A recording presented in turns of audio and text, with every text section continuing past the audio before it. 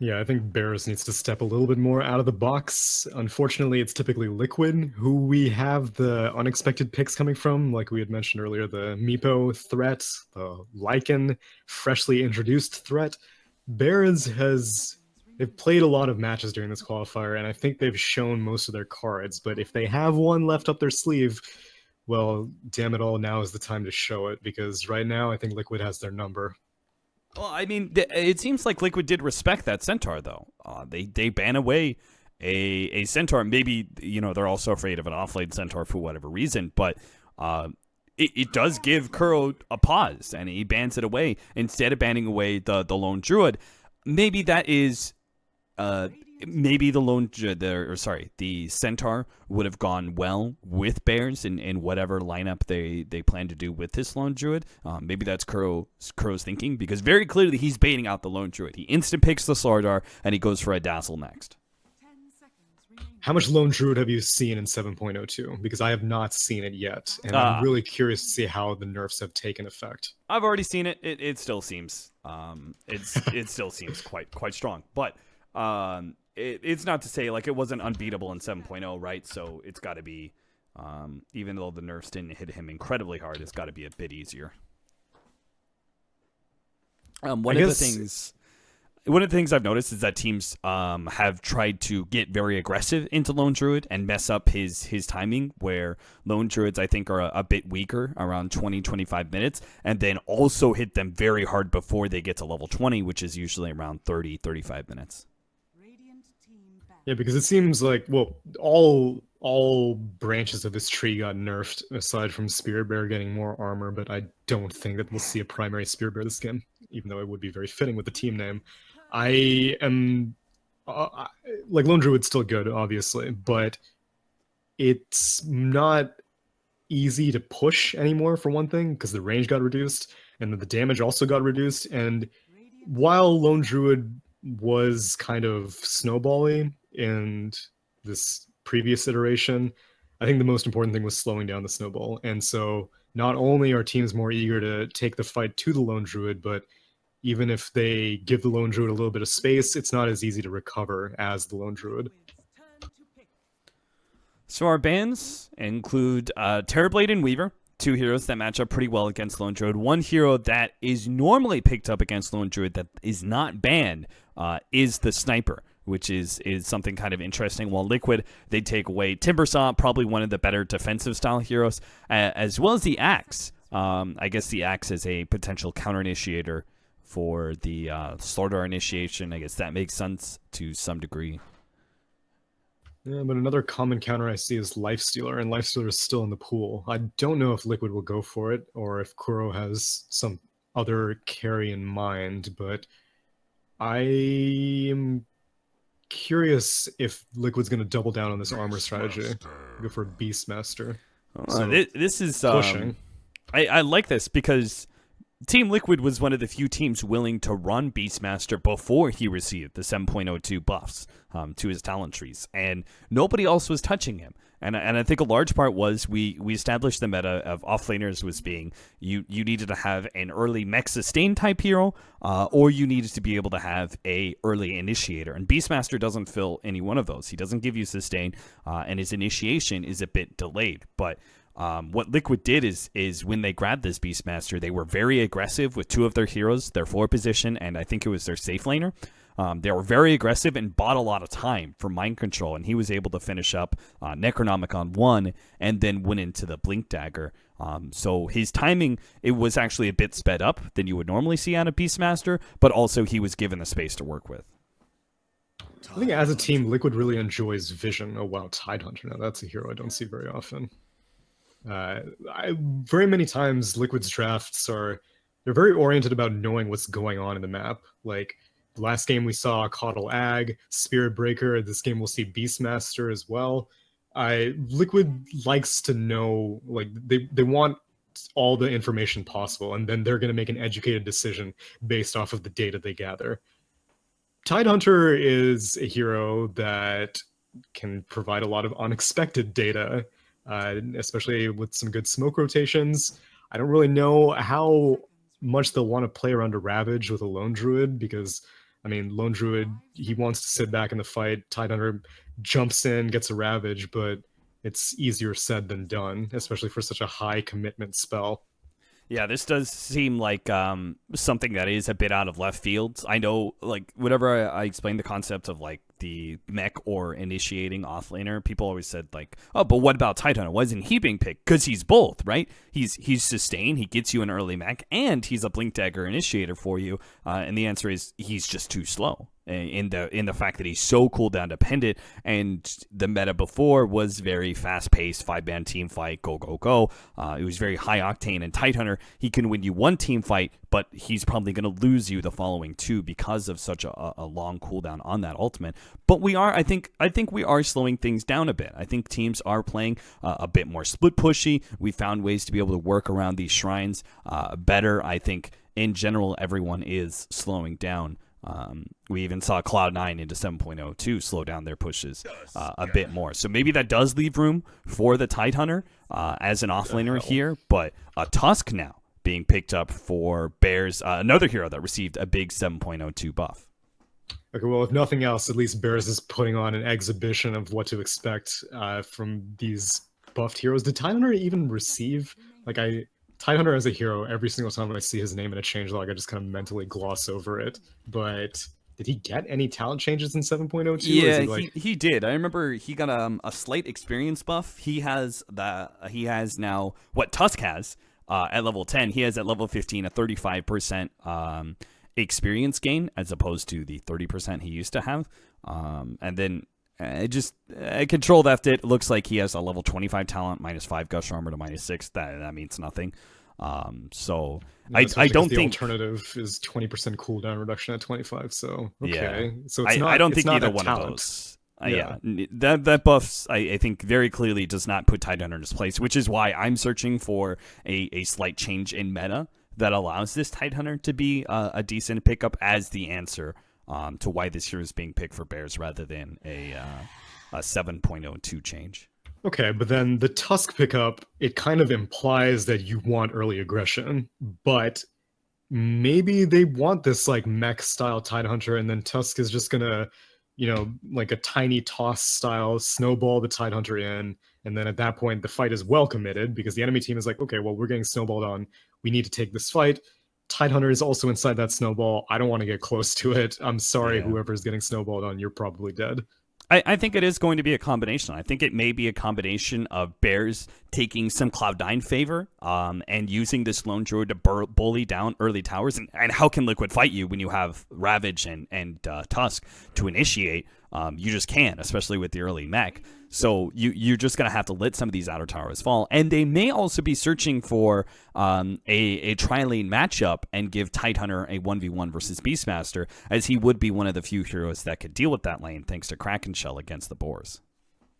Well, early game that works out, but I fear that Miracle is just going to turn Snowball into his plaything with the amount of setup that it'll offer, because so many of Invoker spells can benefit from that kind of telegraphed movement, especially if there are multiple heroes inside of it. And I mean, even if Invoker gets targeted by the snowball, he just ghost walks out and he'll probably be able to outrun it. So I am worried that this Tidehunter is going to be running out of mana a lot because he'll emerge from a snowball and be face first into an EMP. Well, I think that kind of takes away the tri-lane, at least with Slark anyway. I don't think you're running aggro versus aggro. So maybe Rubik and Tusk are going to join Tide in tri-lanes occasionally and try and put pressure on Team Liquid, but it is very dependent on what their last safe laner is.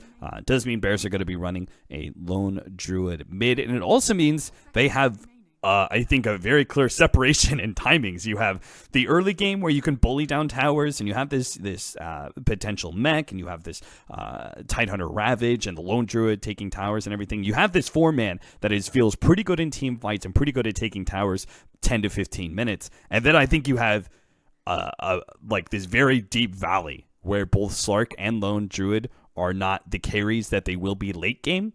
And maybe they're pick-off heroes and split-push heroes, but they're not going to be as impactful in the mid-game as most likely Team Liquid's cores are going to be with the Invoker and now Necrophos, a very mid-game heavy fighting hero. Wow. So Bears last banned out the Lycan, and I thought that would have fit in perfectly, and Liquid was probably banking on getting a Lycan. Necrophos is a direction completely opposite from that. Yeah, very mid-game heavy, but also not really the best against what bears have. Like, I mean, it's Lone Druid in range form is pretty squishy, but I mean, like Necrophos doesn't mind going against tanky heroes because Reaper Scythe just works on percentage base.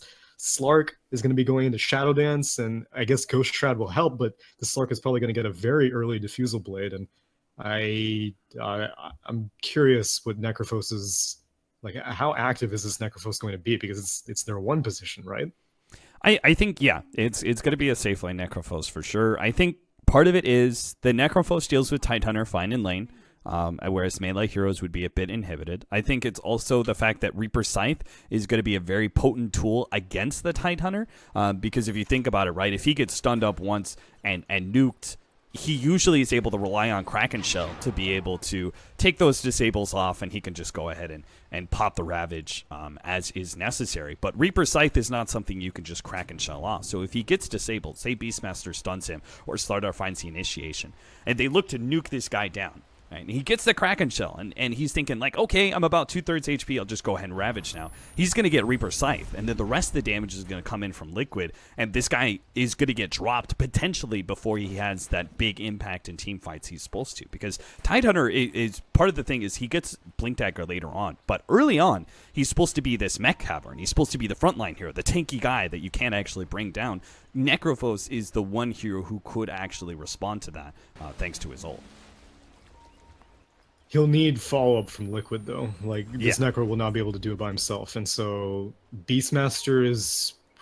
these days, I don't even see Beastmasters get Blink Dagger first item. I see Necrobook be far more favored these days, though Liquid did not get the Lycan 5th pick, so maybe they will revert Beastmaster into being an initiator, as opposed to being probably the push helper. But, I mean, it's going to be GH's Slardar, Blink Timing, and Beastmaster's first item, whatever it is, that creates the openings for Necro, assuming that Tusk doesn't snowball foolishly and do the initiating for Liquid. Unable to take the enemy bounty rune, they will do a 2-for-2 split. But I do think you're right? It's like the Beastmaster's slow, the Invoker is a little bit slow. I think that Liquid are looking at a very solidified 30-minute timing when they have Blink on GH, they have Necronomicon Blink on Beastmaster. This is certainly not going to be a lineup that I think can contest the 10-minute push that we're talking about. Adam's stuck, and Adam is going to have to snowball into the trees to get out, but a huge heal comes out from Kuro and eliminates him before he could do so. So there's your first blood. Man, he was really asleep at the wheel there. He could have eaten a tango much earlier. He could have targeted a snowball and basically broken down a bunch of trees, but he was pretty confident that he was going to get out of there. Enter mind control, enter a 3-hero shadow wave, and wow, okay, this tri-lane is already looking really nice for Liquid. Yeah, big start. Adam's not even going to come back to lane. He's, with his early boots, is going to start making his way up to, I'm guessing top, though. You kind of need your level 2 to really pressure this this Necrophos. And also part of the problem is Anchor Smash is physical damage, which I believe should be ignored by Ghost Shroud, but I know there's been some awkward interactions in the past with Ghost Shroud and physical damage spells. Yeah, I'm not entirely sure, but regardless, as a ranged hero, he should be just fine. And as a ranged hero, mid, Invoker is usually fine, but this bear is causing a lot of irritations along with Adam just cruising around looking for a snowball if Miracle just thinks about going out of position. Firo is getting no love in this safe lane, left with only Yapzor to protect him, and this aggro tri-lane, which does seem to be quite better for Liquid. Firo is going to be pretty delayed in farm, is not going to have his fast level 6 that he would enjoy. It does mean a little bit more free farm for Fada. As you said, he's dealing well with Miracle and getting a good CS advantage there, but I'm pretty sure you would much rather be Liquid in this laning phase. Slurk is not a hero that can afford a bad start. And Firo would love to rotate, but Liquid is more than happy to bring the lane to wherever Firo wants to go. I mean, a Slark 1v1 against a Necro? Yeah, sure, you'd take that any day, but that's not going to happen. So, I mean, Firo may go for a TP rotation a little bit later on. Hope that Tidehunter can bully out the Necro and maybe get some farm, but the way that this lane is going, like, Slark needs an early advantage against Liquid's team, because if Necro gets larger than Slark, then Slark is not going to be able to do anything. Its Ghost Shroud is going to be just free invulnerability mid lane. Nice. Cold snap. Oh, the snowball. He doesn't even pick Fada up. Fortunately, the Sunstrike was not there, landing onto Fada. He forces the bear onto Miracle a little bit more. Both GH and Miracle are low enough they could have died there, but no level 5 Bot just lane, yet. Firo taking a lot of damage from axes, but he gets out. Mind Control, very interesting builds. 102 builds, where normally we see Call of the Wild maxed out. I'm sure he's still going to go for that. Call of the Wild maxed out first, but to start, he gives them the attack speed and axes.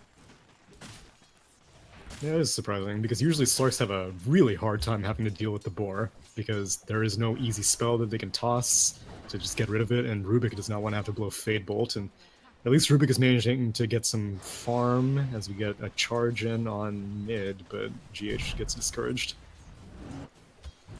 Ferev wishes he had a different 1v1, but it's 17-1 to him, so he's still going to get the farm necessary. The problem is he can't really pressure Matumbaban, and even if Adam did come up top lane, they don't have the kill power, the burst damage to be able to punish that Necrophos. Mind Control is going to be pulled back. Oh, Jesus. Yeah, I was like, oh, he's going to get a pounce underneath tower. Like, they'll get a bit of chip damage. The Crow says, no. Shadow Wave level 2. Fear me. Oh, it's a Sunstrike! Oh! Nice setup by Liquid. They are dumpstering Firo's Slark. He is getting no love. Where do you go as a Slark? You can't, like, even the Beastmaster solo is an issue, which is why GH and Kuro are both going after this bear. TP rotation. The Ice Shards could do a lot for them here. They're going to snowball onto Kuro. And he could grave TP, but nope. They easily get that kill. I thought for sure he was going to go for the Slardar. I guess they're the same level, so it doesn't matter. Nah, he got roared, and so he couldn't even do anything. Yeah. So 1-2. CS lead for Necrophos and Beastmaster right now. His Beastmaster has level 4, soon to be level 5. The Call of the Wild is going to be all the more dangerous. Fada does not have Savage War, so he's going to be caught here. Telekinesis stalls up some of the damage from GH. They also have the Snowball on a Miracle. Fada sticks around for that one. They actually do get the kill. Nice pickup.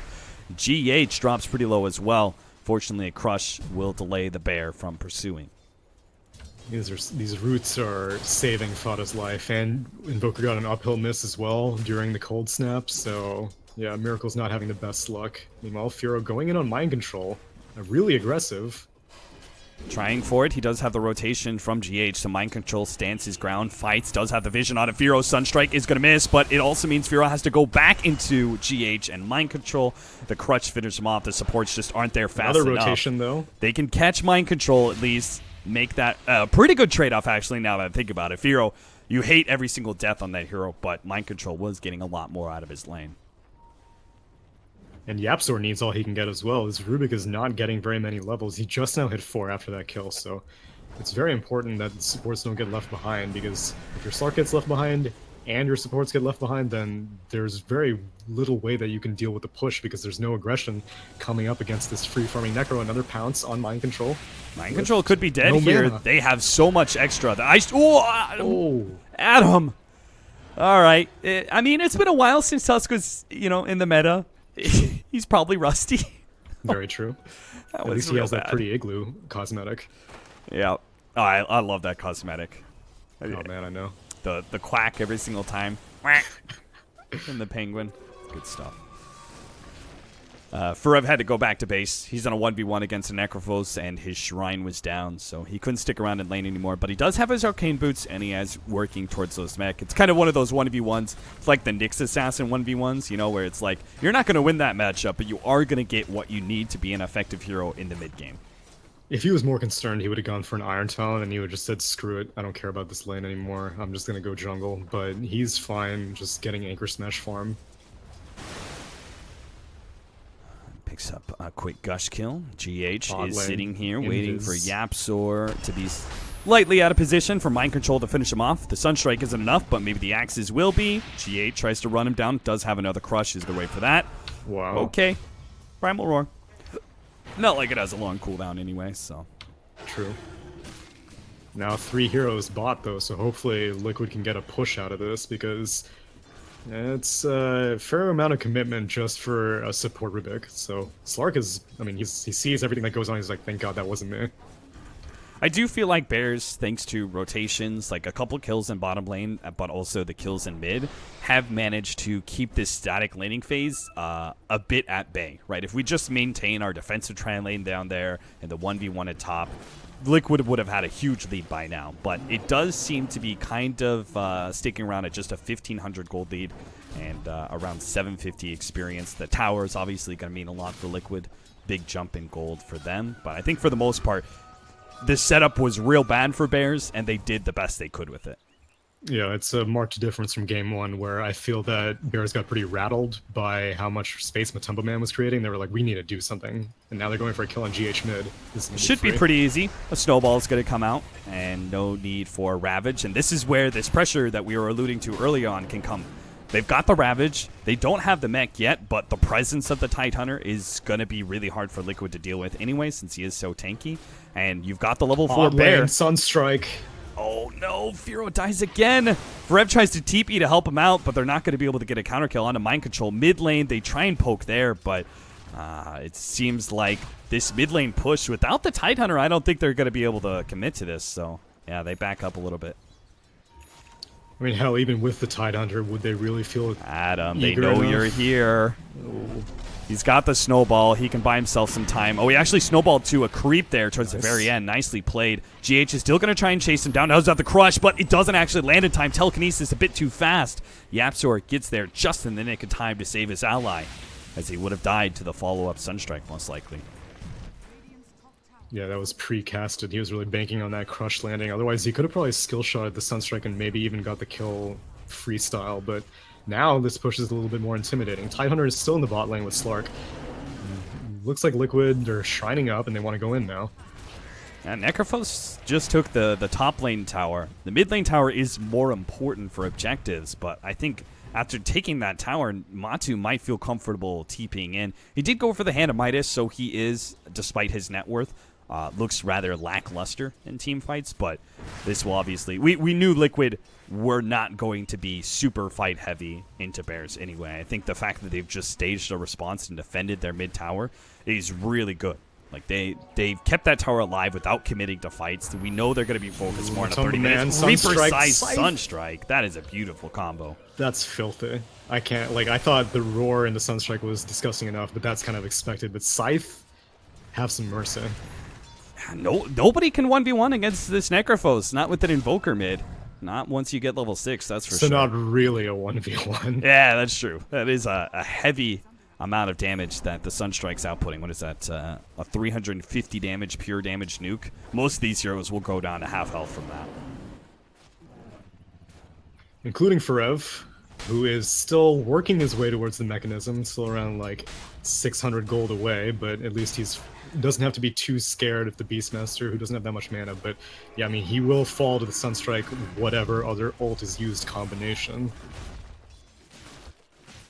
Now a 4,000 gold lead, about 2,000 experience for Liquid. Fada turns to melee form, tries to get that extra damage out as he chips away at the mid tower. There is going to be the rotation. It's going to be Matu. Comes in and is going to lend that helping hand with his heavy amount of experience lead now. Level 12 by 11 minutes. That's what the Hand of Midas and that the solo pickoffs had done for him. Oh no. Another failed ice shards. GH gets out. I don't really know if... Well, I don't know what the traditional Necro build is. Is it usually Blink Dagger first or no? It depends. I think there's a different build for almost every single carry who's run the Necrophos. We've seen a couple of mid Necrophoses go Veil. We've seen the Madara. He goes for the same build almost every single time, where he goes Force Staff, Ags into Blink. Matu, this is, I think, one of the first Hand of Midases that I've seen, though I think a large part is the total free farm he had in the top lane, and really was not scared of rotations. So I think this is a very unique build by Necrophos that you probably can't afford too often, this Hand of Midas. No, and unfortunately it does get spotted out by this Radiant Ward near the Dire Shrine, so now Lone Druids should probably play a little bit more carefully. No, he's going back into range for him. This is risky. They get the tower. Tumberman really wants to show off his Blink Dagger, but the rest of his team just isn't in position. Yeah, I think they have to wait until the Blink Dagger's up on GH. We said the timings for Liquid, it's not going to be super early. They need to wait until the initiation is up on Slardar. And the, different build from Mind Control, not Necrobook, not even Blink Dagger first, Shadowblade first. Okay. This is cool. I can get into this, yeah. So, I guess...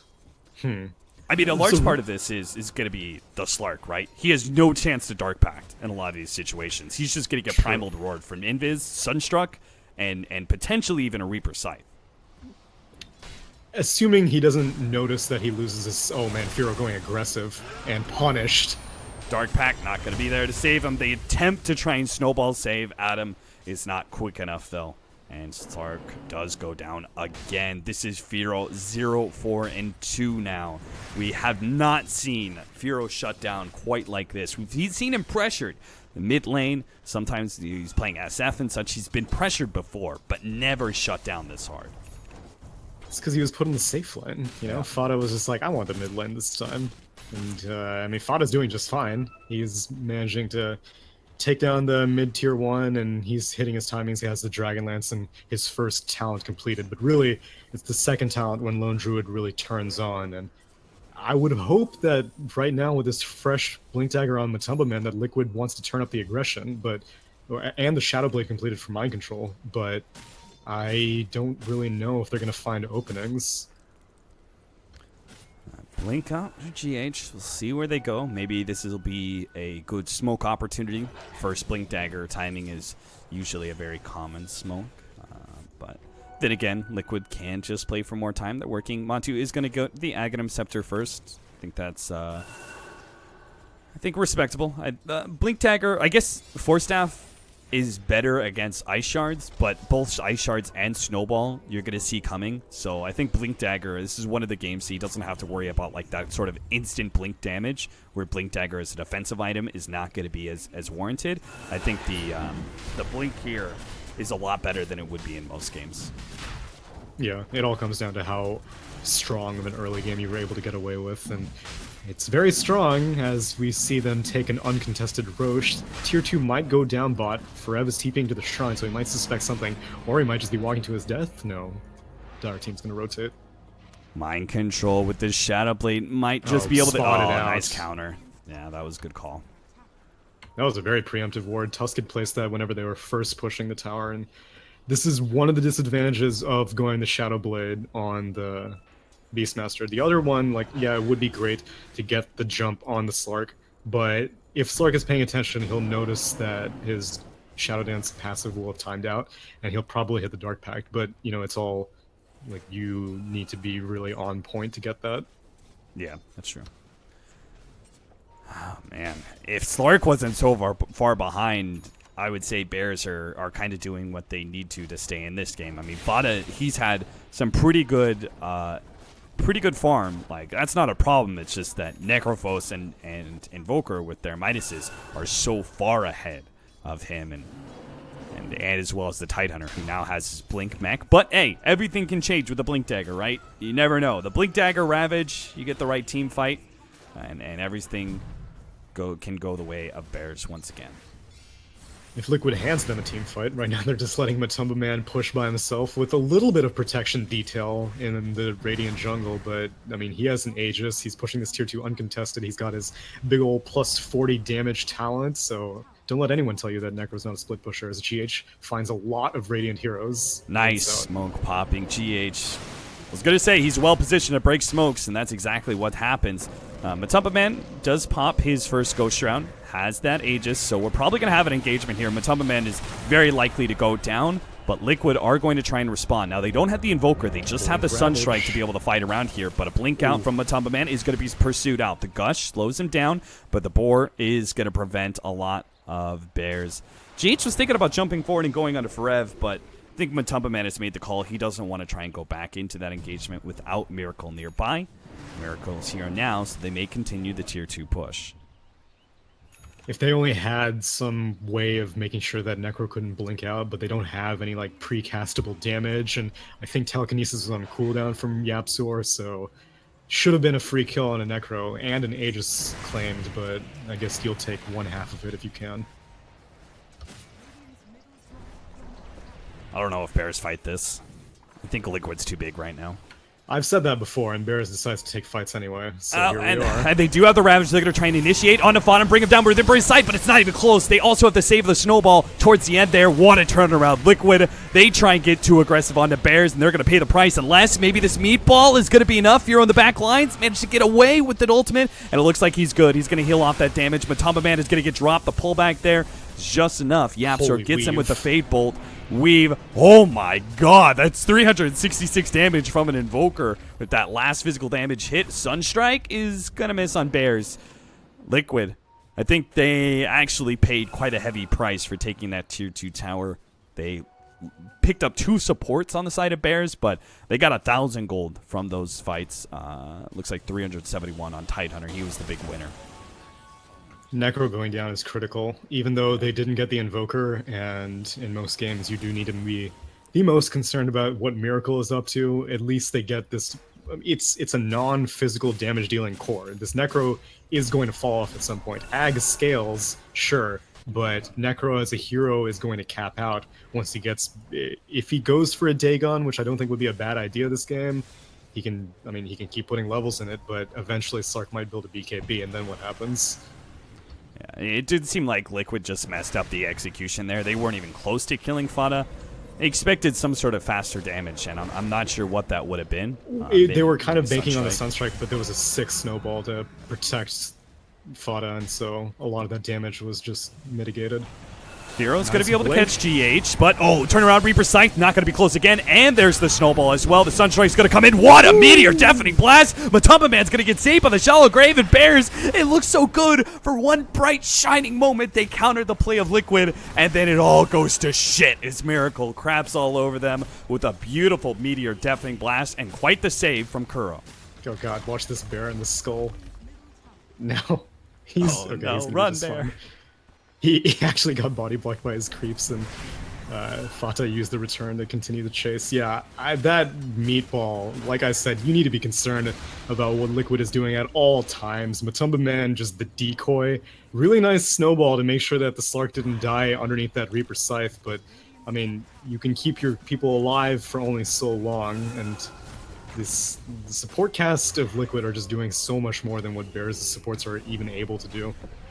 They're not really capable of much. They're trying to get the Blink Dagger onto Yapsor. They're going to 4-man smoke up with a TP in from Forev. He blinks forward to take out some of these creeps that are harassing down this tier 2. Firo's going to make the jump onto Kuro. This defensive healer is the first one that needs to go down. He shallow graves himself, and Rubik will gladly steal that one. That is actually a very valuable steal for upcoming team fights as Liquid say goodbye to their captain Kuro.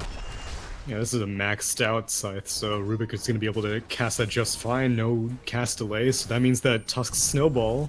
Ooh, Sunstrike doesn't connect.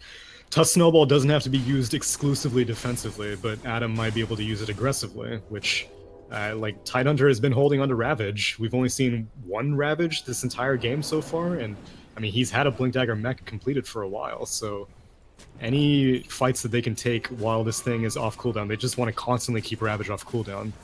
Yeah, you could see, you talked about it in the draft. You said that Snowball kind of T-balls up Invoker for really big plays, and that's exactly what happened mid, right? Without a Blink Dagger, Adam has to snowball in from a distance and just let it go, and he has to pick people up on the way in for most of the parts. So it means the Snowball, there's a very clear trajectory that you can see. It T-balls up the Invoker. Now that you've got this Rubik save with the Shallow Grave and the Blink Dagger now in, you don't have to have Adam with these attempted saves that just allows Invoker to hit whatever he wants.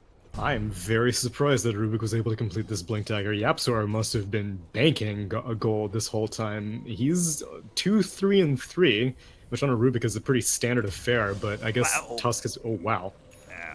That's the Blink... Double Blinks, Reaper Scythe, and a Sunstrike from Miracle, I believe. That's an Ag Reaper Scythe, too, so this... Poor Slark. Not that he was gonna... Wait. Oh, yeah. It doesn't disable buyback anymore. Yeah, never mind. It does mean it'll always be up for these team fights, and it means Liquid's initiation is all the more key. Once you have this Ags, you get that initial initial kill and you get the big upgrade and Death Pulse and all the regen comes his way, it means you just run over those team fights because in not too long the Reaper Scythe is going to be up again. And if that, like it is now, yeah, as they push up this high ground. And there's still 30 seconds left for the Slark.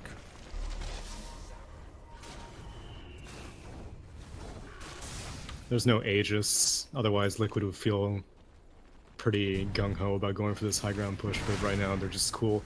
Letting Matumba Man get more items. I mean, I had said that Necro will cap out, but that's still a long ways to go. Right now he's going for a Shiva's, so a little bit more burst damage and makes this already sad Slark attack even slower. Diffusal Blade would have been nice to get, but Firo is a long ways away from that. Still going for an Echo Saber right now, so yeah, it's going to take a while. Yeah, it certainly is. Liquid. Mind Control is quite the innovator here. Oh, Blink Telekinesis onto Matumba Man. He does have the Ghost Shroud up, but they Savage Roar him before he can actually get that off. Now gets off the Ghost Shroud, but it's too late. Forev's physical damage Anchor Smash spell did indeed hit him during Ghost Shroud, and that will finish him off. So, that was clutch timing on the Savage Roar, because if he had gone into Ghost Shroud, they wouldn't have had enough damage to kill him through that little bit of physical immunity. I don't think he would have gotten out, but the rest of Liquid was coming into position. Kuro would have probably been in position for a grave, so they keep picking off Matumba Man, and it's valuable because the Slark is so far behind that every small kill, even though it's with his whole team, gives him a big boost. He's now level 15. Yeah, Slark getting some of those later stats. He's just actually... Yeah, I'm a little bit surprised he went for agility. I thought maybe strength was the option, but because he's so squishy. But then again, every bit of strength you get is like... its efficacy is halved by Reaper Scythe in the presence of that ability, so... Which is... I'm also curious that Rubik went for the Blink Dagger as opposed to something like a Glimmer Cape, which would have been maybe a little bit more useful, but... I guess right now they want initiation. If they can manage to find the Necrophos, they want to make sure they can keep him locked down. They want to be able to be the aggressors rather than just being like, oh god, we're getting scythed, I need to save all my teammates. Miracle with his scouting Sunstrikes, always keeping tabs on Bears and what they're up to. They're checking out the Roshan pit, but Roshan is not up yet. Lone Druid has quietly been farming away, has hit his level 15 talent, has a full Mjolnir completed, so this is... Bears isn't hurting for cores. We just haven't seen the proper initiation that lets these cores do their work quite yet, as Radiant Ancients, Yapzor. He stole Corrosive Haze. That's going to let the Tidehunter do a lot more, even just right-clicking GH, but Yapzor goes a little bit too far. The Reaper Scythe won't finish him off. Does receive a helping hand with the Ice Shards as well, but he's surely dead. They do manage to finish off the Slardart 1-for-1 trade-off, though. What happened in mid lane? Miracle, they actually managed to kill Fada. Mind Control and Miracle joined forces, and they're going to be able to get Forev on his way back to the base as well. Mind Control, I want to talk about this build. I don't know if you've ever seen anything like this, if somebody from the other regions has been picking this up, but this is quite a different build from Beastmaster than we've seen for the longest time, which has been Necrobook and Blink for time and time again. Shadowblade Vlad's into an AC. Mind Control turned himself into one hell of a right-clicker. We're seeing that right now, even helping out the rest of his team be solid right-clickers. The AC isn't completed yet, so... it's not a full-on push, but 4 points Inner Beast, Hyperstone completed from Mind Control. Yeah, these are some serious right clicks. They have no problem bringing down the Tier 3 and the melee racks with their swarm of... they've got the whole entire zoo out. Pullback here attempted by Yapzor. Not going to be able to catch the Invoker. They're going to try and go on Matumba Man just like before. Firo throws out that early Shadow Dance in fear of the Reaper's Scythe. And he will manage to blink himself away. Selkuras now complete for the Beastmaster. Hell, I won't be surprised if this game goes late enough. You could see like a Basher Abyssal Blade up next for him. Yo, he took plus 12 strength talent, so yeah, I mean, he's gearing up to be able to slice people up with these axes. Dude, he's going for the level 25 plus 120 damage. Oh, hell yes. That's what I want to see. Carry Beastmaster, baby. That's what he wants. The most unexpected thing is the Shadowblade first, which I still haven't really seen this Shadowblade do anything. I mean, it's creative, sure, I love it, yeah. But aside from giving him some stats with the attack speed, he hasn't been using it for initiation. But Vlad's AC, I can understand that justification, but I mean, I kept harping on how Necrophos is going to cap out because he doesn't have any right click. Sure, turn your Beastmaster into a right clicker. That's fine. Yeah, I mean the Beastmaster. This is like these two items to AC and Vlad. So we should say Oh, those are the Hawk common doesn't items. see the smoke. Maybe They're gonna get they can Matumba get Man. the quick kill onto Matumba Man. They still have the Ravager. Going to throw it out now, thinking there's going to be more heroes behind it, but the Shallow Grave is still there. And now the Shrine, which Matumba Man's going to get the full heal out of. They managed to get a Meatball out, which is going to force 3 members of Bears back, while Firo is not doing enough damage to really be able to kill Kuro. They brought him down with the Reaper Sight, the Primal Roar onto Fada as well. The 2 damage dealers are dead. Yapsor tried to blink in to help out. It looks like Forev got hunted down by Miracle and GH, who are also going to be able to catch Adam.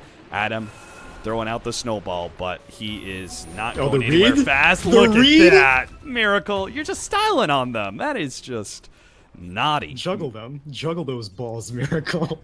Yeah, you earned that one. This is what I was concerned about with the Tusk pickup. And Stardar's like, hey guys, Roche is up. And they're like, I don't care. Let's just win.